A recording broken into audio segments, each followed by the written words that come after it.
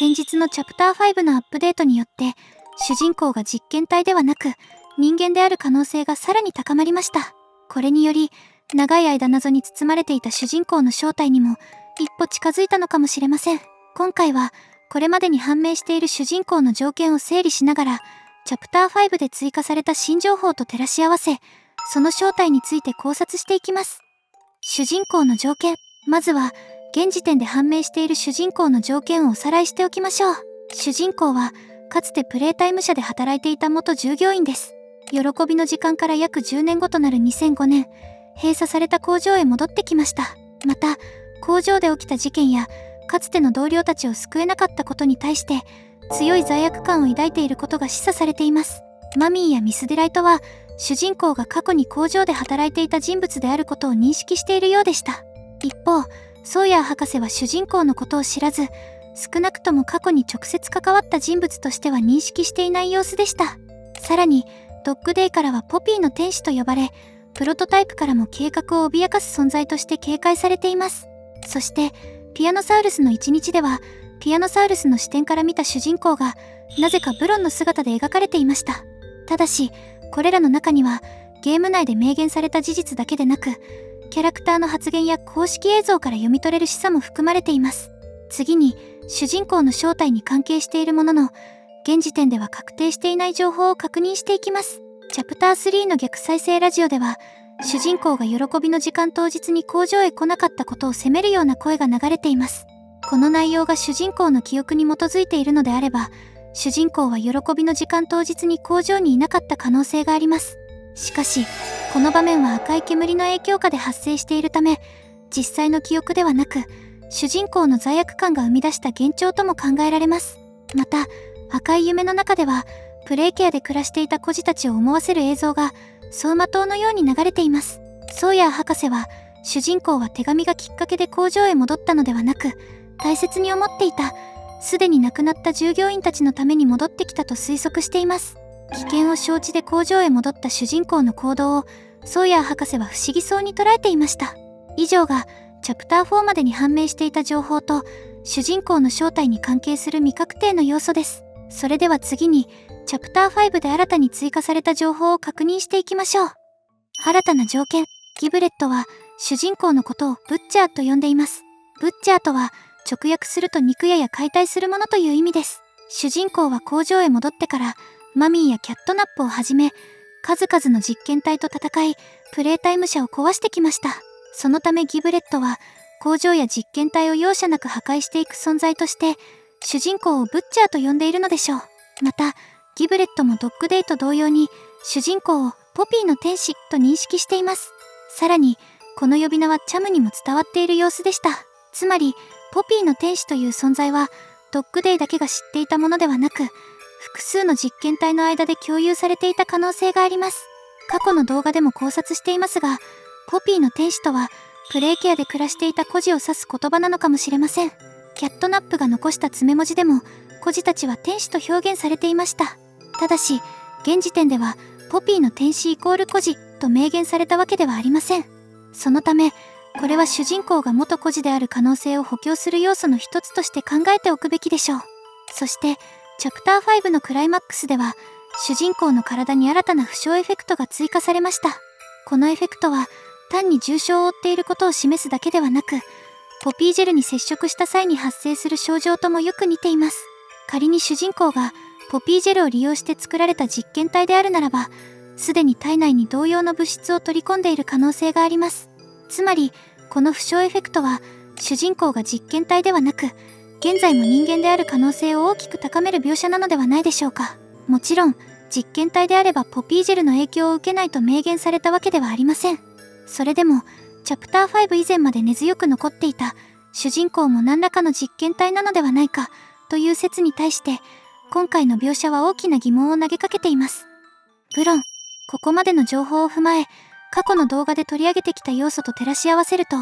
一つの未解決の謎が残っていることに気づきます。それが昨年投稿されたピアノサウルスの一日の最後に登場したブロンです。このブロンはピアノサウルスの視点から見た主人公を表している可能性が非常に高いと考えられます。時系列ではこの直後にピアノサウルスが同意に捕食されています。そしてその場にいた人物として確認できるのは主人公だけです。そのため最後に現れたブロンが主人公を表していること自体はほぼ間違いないでしょう。ではなぜ主人公はブロンの姿に見えていたのでしょうか。公開された当時にもいくつかの仮説を立てました。しかし主人公とブロンを直接結びつける決定的な情報がなく、自分の中でも納得できる答えにはたどり着けていませんでした。そこでチャプター5で追加された人間説を踏まえ、改めてこのブロンについて考えてみました。すると主人公が実際にブロンへ改造された人物なのではなく、ティアノサウルスからブロンを連想させる人間として認識されていた可能性が浮かび上がります。ティアノサウルスの一日はティアノサウルスが周囲をどのように捉えていたのかを示す表現です。そのため最後に登場したブロンも主人公の本当の姿ではなく、ティアノサウルスの記憶や印象を通して置き換えられた姿と考えることができます。ブロンの被験体として最も有名なのはトーマス・クラークです。しかしトーマス・クラークは実験によってブロンの姿へ変えられた人物です。主人公が現在も人間である可能性が高まったのであれば、主人公イコールトーマス・クラーク説とは矛盾が生じます。今回注目したいのは実験体としてのブロンではありません。プレイタイム社で働いていた人間の従業員と結びついたブロンのイメージです。そのヒントとなるのがセーフヘイブンのシールや公式イラストに登場していたフォークリフトに乗るブロンです。このイラストではブロンが工場内の荷物を運ぶ作業員のような姿で描かれています。つまりブロンは単なる恐竜のおもちゃではなく、工場の物流や運搬作業を象徴するキャラクターとしても使われていたのかもしれません。仮にピアノサウルスが主人公をこのフォークリフトに乗るブロンと重ねて見ていたとすれば、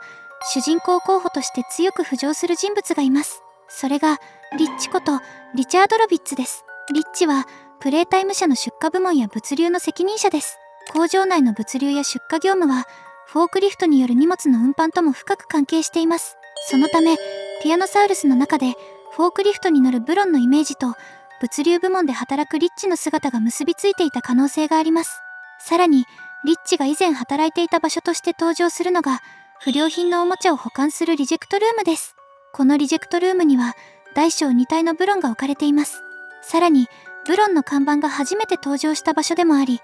リッチの VHS テープも同じエリアに配置されていました。つまりリジェクトルームはリッチとブロンの両方が強く印象づけられている場所なのです。もちろんリジェクトルームにブロンが置かれていたという事実だけでリッチが主人公だと断定することはできません。ティアノサウルスが元孤児であり人間だった頃から工場内の従業員を見ていたのであれば、物流の仕事をするリッチをフォークリフトに乗るブロンのような人物として記憶していた可能性があります。だからこそティアノサウルスの一日では主人公本人ではなく、ティアノサウルスの記憶や印象を通した姿としてブロンが登場したのではないでしょうか。つまりあのブロンは主人公が実験体であることを示したのではありません。ティアノサウルスが主人公をブロンのイメージと重ねていた可能性を示している。そしてその条件に最も当てはまる人物が物流部門のリッチなのではないでしょうか。サバイバーズギルト。主人公は喜びの時間によって多くの同僚を失い、彼らを助けられなかったことに対して強い後悔と罪悪感を抱いています。仲間たちは命を落としたのになぜ自分だけが助かったのか。自分があの日工場にいれば何かを変えられたのではないか。こうした主人公の感情は生き残ったことを自分の責任のように感じてしまうサバイバーズギルトに近いものです。自分に直接の責任がなかったとしても、あの日そこにいれば助けられたかもしれないと考え、生き残った自分を責め続けてしまう心理です。赤い夢で聞こえた責める声や過去を思い起こさせる映像も、主人公が心の奥底で抱えていた罪悪感が赤い煙によって増幅されたものなのかもしれません。さらにポピープレイタイムの元ディレクターであるアイザック氏のインタビューでは、チャプター3の没案として主人公がブロンに追いかけられる場面が構想されていたことが明かされています。もちろん没案なのでゲーム内の史実として扱うことはできません。ただ主人公の恐怖や罪悪感を描く場面に制作段階からブロンが選ばれていた点は興味深いところです。仮にブロンがリッチの過去を象徴するイメージだったとすれば、ブロンに追われる場面は主人公が過去の自分や同僚を救えなかった罪悪感から逃げ続ける心理を表現しようとしていたとも解釈できます。